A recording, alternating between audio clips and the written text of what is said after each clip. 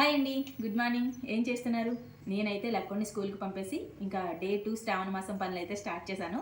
ఇంకా బ్రేక్ఫాస్ట్ తిని స్టార్ట్ చేయాలి కదా, లేకపోతే నీరసం వస్తుంది కదా అని చెప్పి పాలకూర చీజ్ ఆమ్లెట్ వేసుకున్నాను అనమాట. ముందు ఒకసారి చీజ్ ఆమ్లెట్ వేసాను కదా, నిజంగా చాలా బాగుంది టేస్ట్, మళ్ళీ తినాలనిపించింది. అందుకని చెప్పి ఇంక ఇంట్లో పాలకూర ఉంది, పాలకూర వేసాను అనమాట. చాలా బాగుంది టేస్ట్. ఇంకా నాకు నిన్న తండ్రి కూతురు వీడియో ఒకటి పెట్టాను కదండి, అంటే తండ్రి కూతురిని చంపేశాడు అన్న వీడియో ఒకటి పెట్టాను.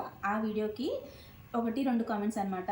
నువ్వు మొదలు పెట్టావా మళ్ళీ ఇలాంటి నీతులు చెప్పడం అన్నట్టుగా కమెంట్ పెట్టాలన్నమాట. నేను అలాంటివి ఏమీ వీడియోస్లో చెప్పనండి, నార్మల్గా నాకు అనిపించింది షేర్ చేసుకున్నానంతే. ఆడవాళ్ళకి సపోర్ట్ ఉండాలి.